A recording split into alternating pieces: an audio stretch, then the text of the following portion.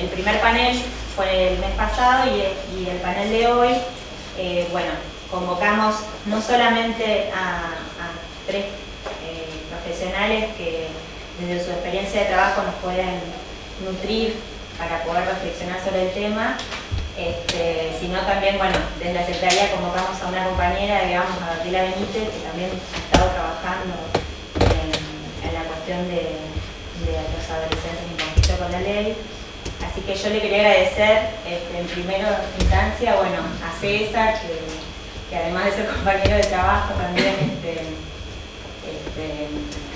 trabaja, digamos, en la temática, a Carlos y a Pablo, que bueno, que desde sus diferentes experiencias van a intentar primero hacer una pequeña presentación del tema para que después podamos hacer algún tipo de intercambio. Soy psicóloga también. Yo le quiero agradecer a los chicos la invitación. En realidad, bueno, yo trabajé mucho tiempo en la institución de privación de libertad para adolescentes que estaban imputados de delitos. Entonces, bueno, cuando Huberto y Sebastián me invitan, empezamos a armar qué vamos a trabajar hoy en lo que sea la cuestión de la violencia y las diversas manifestaciones. Entonces, el tema de adolescencia y delito fueron 2 conceptos que elegimos porque, si bien son amplios, queríamos que los panelistas puedan ver de diferentes aristas, de diferentes disciplinas, y tomar esta temática, tiene todo un trasfondo, y poder llevar a la cuestión de la adolescencia como una condición histórica, como hoy un emergente social, cultural, visto desde la psicología, visto desde lo jurídico también.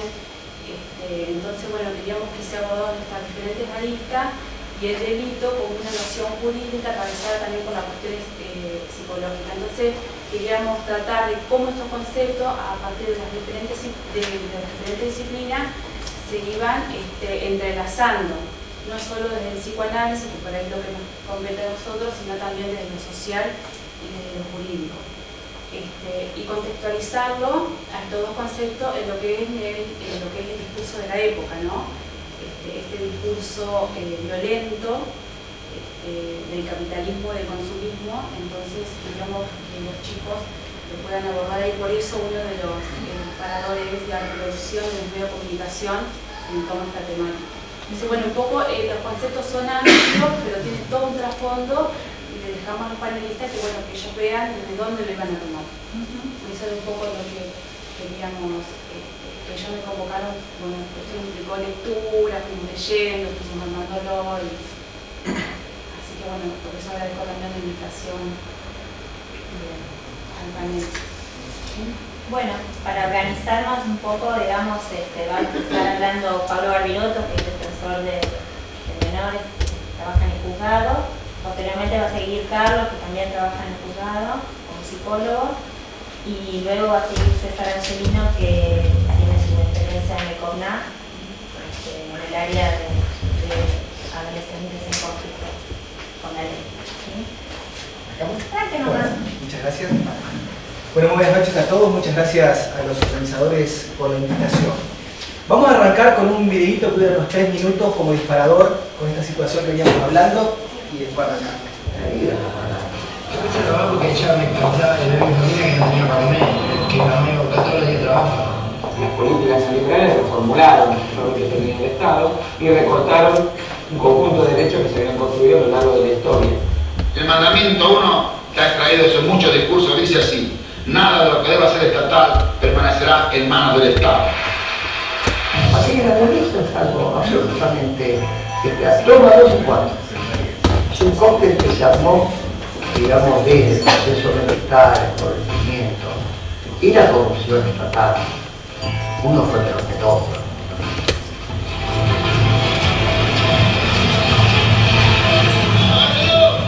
Las normas sociales que tiene pautadas esta sociedad son para muchos de nuestros jóvenes hoy por hoy una cuestión extraña. Están escritas y pensadas en un código que desconocen. todo se les hace muy cuesta arriba para crear el sistema de normas y por lo tanto esas normas son desconocidas. Han creado su propio infierno, porque nadie construye, por más 4x4 que tenga. Si el nene mata, la culpa es nuestra. No, si el nene mata, la culpa es del nene. Es un reverendo hijo de puta que le hace mal a la sociedad.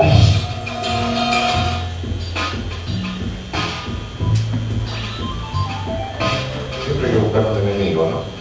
Se estigmatiza determinado segmento y bueno, el segmento que se estigmatiza en los medios masivos en este momento es el segmento de adolescentes pobres. Ese chico de gorrita, te lo cruzas, ¿qué pasa? Y no, trato de esquivarlo. ¿Te da miedo? Sí, obviamente. Los medios masivos de comunicación no hacen más que traer más confusión a la confusión. Entre ustedes y yo ya lo sabemos. El chorro es chorro, no va a trabajar. No sabe laburar de otra cosa que no sea de ladrón. No hacen más que generar equívocos y generar falsas ilusiones acerca de cómo resolver el tema de los chicos que delinquen. Que son menores, bueno, basta con los menores. Basta. Acá tienen que venir leyes más fuertes y el que mata tiene que morir.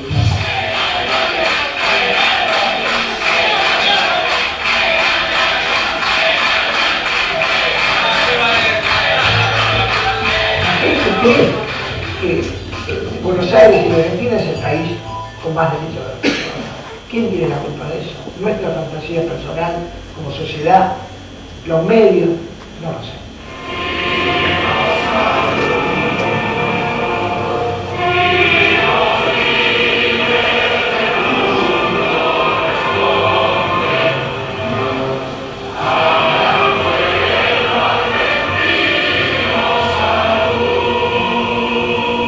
Se crea un sistema de justicia para jóvenes conforme a lo que ordenan las normas internacionales de derechos humanos, de la cárcel es de lo último que deberíamos hablar.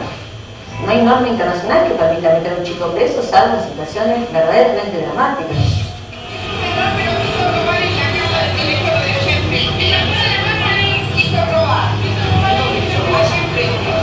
Es una sociedad injusta, brutalmente. Y la brutalidad en la justicia nunca dio buenos resultados, porque tiene que sostenerse en la violencia. Y eso el humano no lo aguanta mucho. Hay momentos en que algo se da vuelta y aparece la vida. De eso estoy seguro.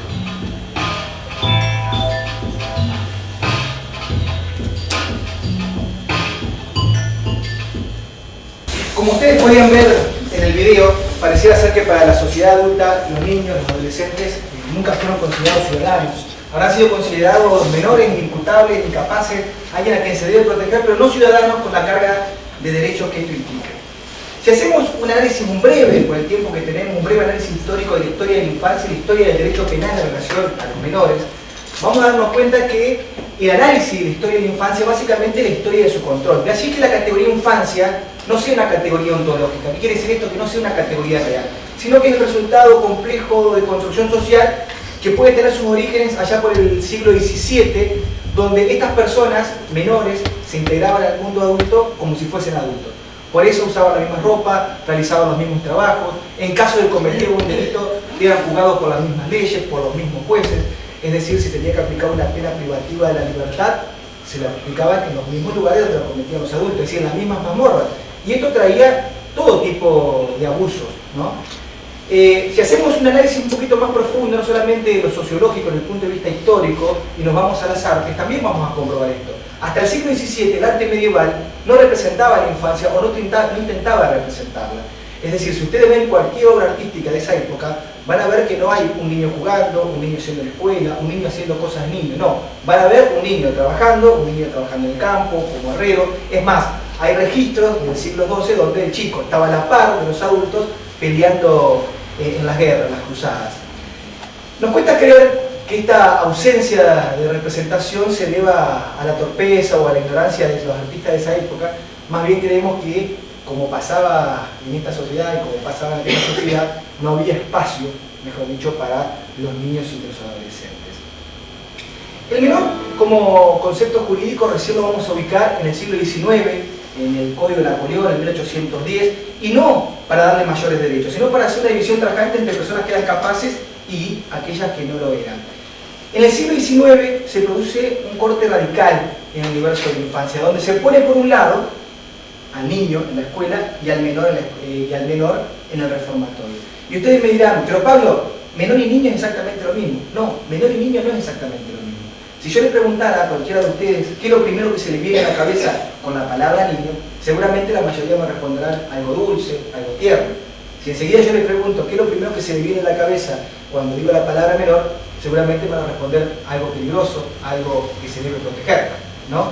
Y esta confusión también lo crean los medios de comunicación. Si pasamos a la próxima, bueno, con esa, es un recorte de un medio periodístico de acá de Entre Ríos. Fíjense, menores apedrearon un motociclista y un niño de 13 años sufrió graves lesiones. Los menores que apedrearon a este motociclista tienen 14 años. Y fíjense cómo inmediatamente asociamos al victimario con el menor y a la víctima con el niño. Como yo les decía, una fecha simbólica que se da de esta división entre niños y menores se da en el año 1899 en Estados Unidos, en Illinois, donde se crea el primer tribunal de menores. Esto fue una sonada victoria de un movimiento social conocido como los Salvadores del Niño, no sé si algunos lo han escuchado nombrar. Es más, hay una obra muy conocida que se llama Los Salvadores del Niño o la invención de la delincuencia, que para eran personas, hombres y mujeres de elevada condición social, ¿no?, que intentaban salvar a esta clase de niños pobres, ¿no? Como no tenemos mucho tiempo, me ha gustado que ustedes conozcan cuál es la ideología de este movimiento de los Salvadores del Niño, porque todavía, hasta la fecha, su lógica, su ideología sigue estando presente en mucha normativa que tenemos y que seguimos aplicando día a día. Por eso, si pasamos a la próxima, yo les quiero leer muy brevemente el pensamiento de uno de sus máximos representantes. Esto fue en el año 1880, Enoch Wayne es el representante, y ustedes con estos 5 renglones van a comprender cuál era esa ideología. Fíjense lo que decía. Es más fácil y mejor prevenir el mal que curarlo, y en nada más cierta esta máxima que en relación con la delincuencia. Destruir la simiente del crimen, secar sus fuentes, matarlo en el huevo, es mejor que la represión y aún que la reforma del criminal. Pero pese a todo cuanto pueda lograr el sistema de instrucción pública mejor organizado y administrado, siempre quedará un considerable remanente de niños a los que no lleguen a estos sistemas.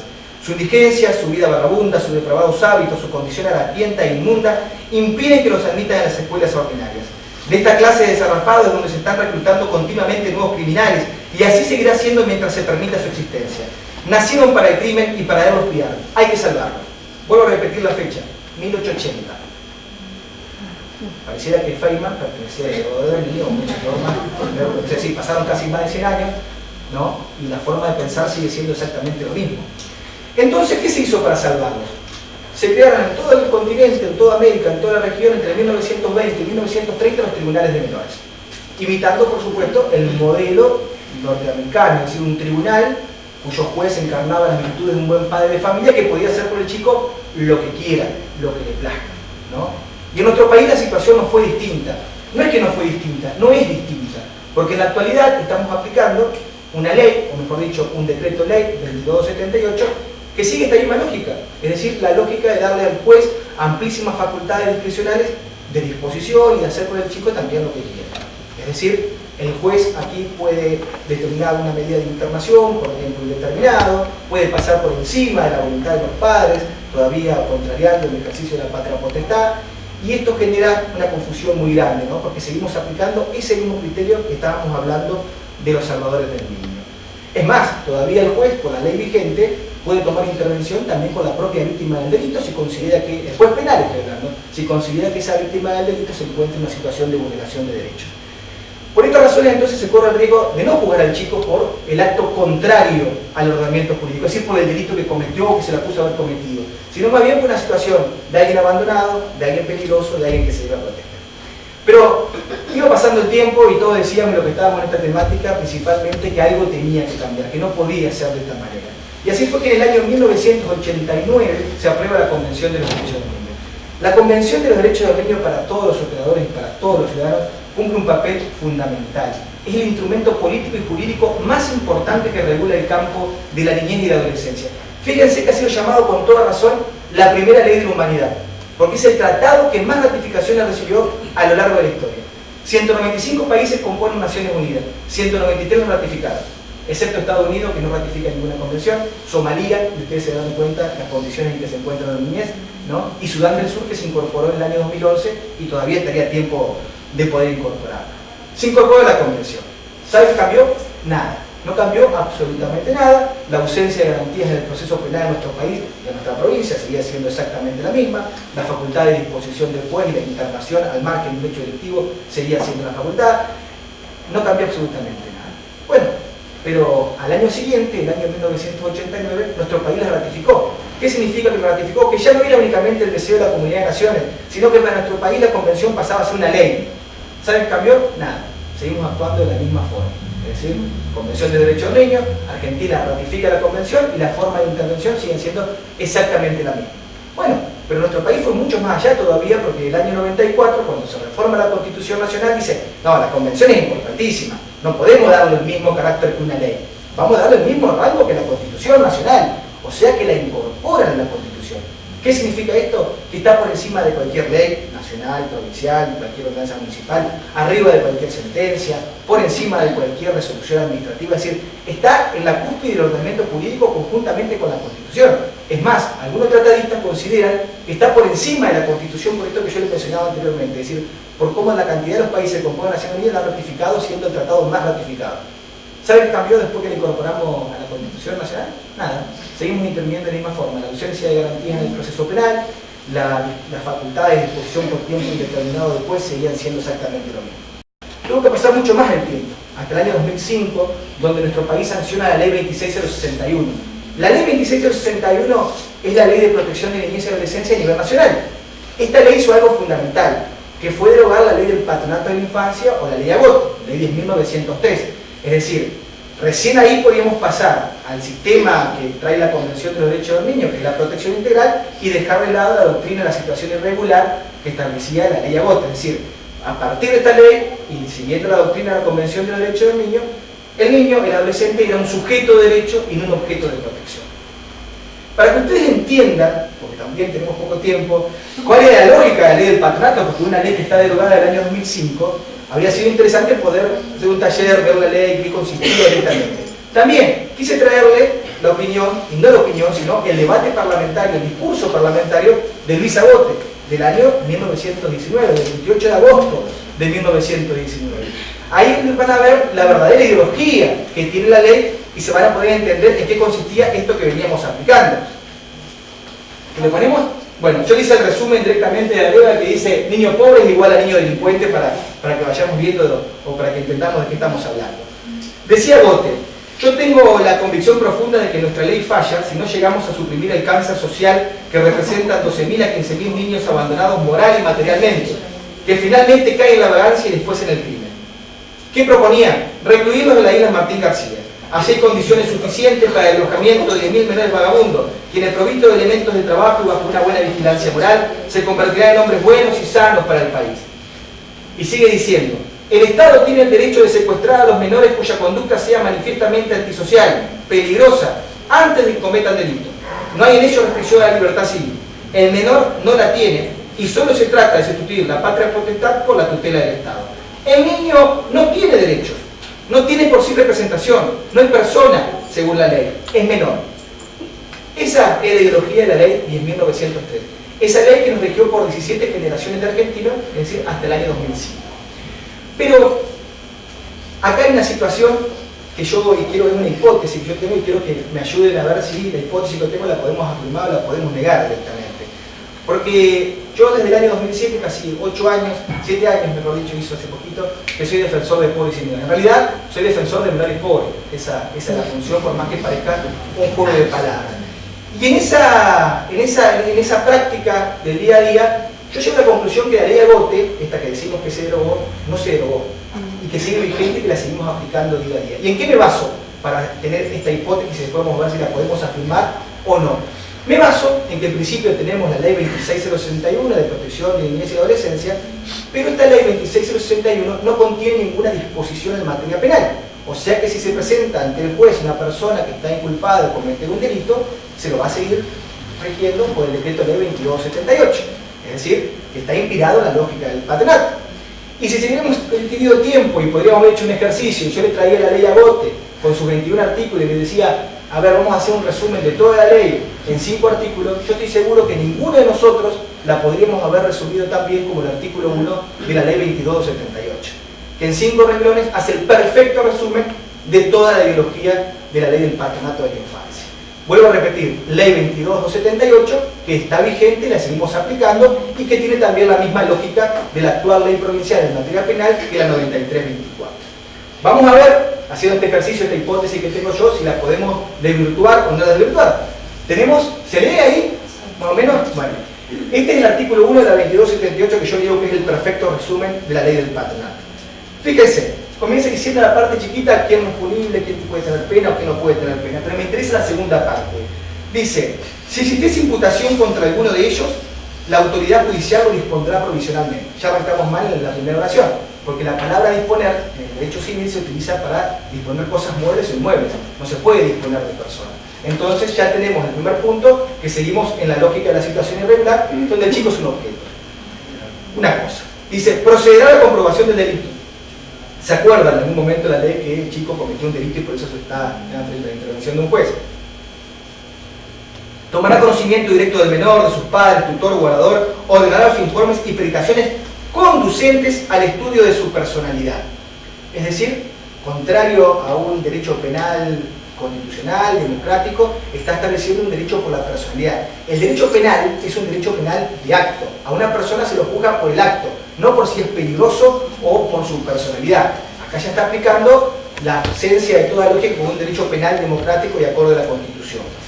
Dice, de las condiciones familiares, ambientales en que se encuentren, dice, en caso necesario, pondrá, esto es buenísimo, está marcado ahí, pero es muy bueno, dice, pondrá al menor en un lugar adecuado para su mejor estudio.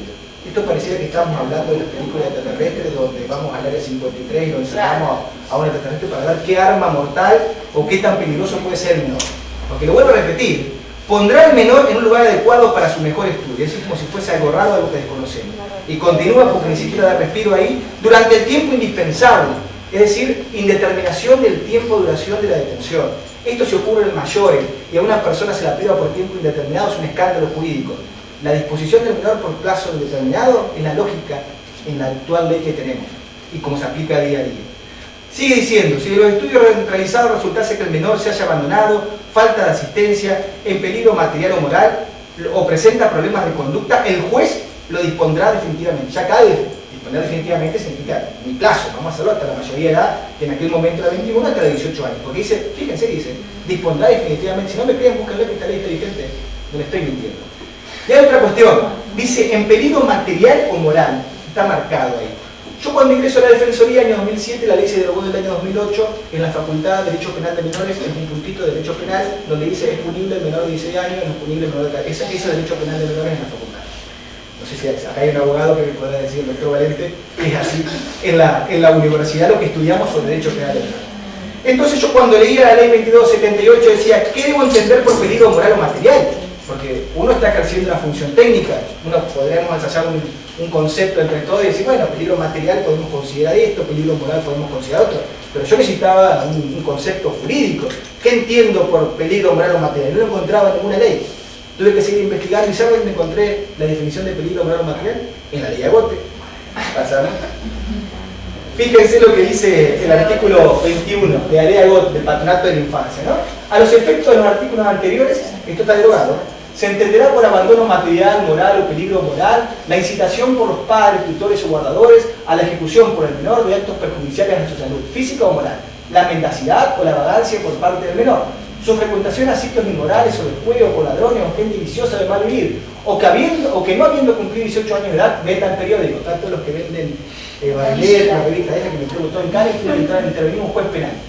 Dice, objeto de cualquier índole en calle o lugares públicos, o cuando estos ejerzan oficio lejos de la vigilancia de sus padres, o guardadores, o cuando sean ocupados en oficio o empleos perjudiciales para la moral o hacer. O sea, que con solo analizar un solo artículo, pareciera que podemos afirmar esa hipótesis que tengo y que no solamente a nivel nacional, sino a nivel provincial, porque sigue la lógica de la ley del patronato de la infancia, la lógica de los salvadores del niño, podríamos afirmar entonces que tenemos una ley de protección de derechos para el chico que se encuentra en situación de vulnerabilidad, que tiene un derecho esencial que no se encuentra reconocido, como la salud, la educación, o que se encuentra en una situación de maltrato, pero aquel niño o aquel adolescente que se lo acusa de cometer un delito, seguimos aplicando la lógica del patronato de la infancia. Y esto en general genera varias consecuencias principalmente, porque sin lugar a dudas podríamos afirmar también que hoy tenemos en nuestro país y en nuestra provincia un derecho penal y un derecho procesal penal que en realidad es una negación, es un no derecho penal, un no derecho procesal, que pareciera, en todo caso, no que pareciera, que está programado, vamos a decirlo de esta forma, para la ayuda o protección del chico, cuando en realidad no deja de ser puro control social de niños y adolescentes pobres. Un derecho penal que cumple una función netamente tutelar, como les decía anteriormente, y que le otorga a los jueces de menores amplísimas y discrecionales facultades. Y esto genera cierta confusión al chico, porque si se nos presenta ante el juez un adolescente que cometió los dos el mismo delito en carácter de coautores, por ejemplo, los dos cometieron un robo, uno tiene una familia que lo puede contener o mínimamente está escolarizado y el otro no tuvo la suerte de que uno va que lo contenga, el que tiene una familia se va a su casa y el otro puede estar bajo la disposición del juez hasta la mayoría de edad. Todo esto entonces, para ir terminando, lo hace el derecho penal, por lo menos desde el discurso del derecho penal de niños y adolescentes, siempre en beneficio del niño o adolescente infractor. ¿Se acuerdan del dicho ese que me decían cuando eran chicos, cuando éramos chicos, porque te quiero te aporreo? Bueno, acá el juez le dice porque te quiero, te encierra en una cárcel, pero no te preocupes que te llamo hogar o residencia socioeducativa y lo hago solamente para protegerte. Para terminar, como ustedes pueden ver, pasaron más de 200 años del Código de Napoleón, más de 100 años de las ideas que se plasmaron los salvadores del niño, más de 90 años de la creación del primer tribunal de menores, más de 20 y pico de años de la Convención de Derechos del Niño, y las formas de intervención siguen siendo exactamente las mismas. Entonces, a partir de esta realidad normativa, nuestro desafío básicamente consiste en interpretar el decreto ley 2278, la ley provincial 9861 y el 9324, hasta tanto se modifique, de la manera que mejor se concilie con la normativa internacional, el Corpus Juris en materia de niño y adolescencia y principalmente con la Convención de los Derechos del Niño para tener mínimamente el derecho acorde a la Convención. Nada más y después quedo abierto a las preguntas que quieran realizar.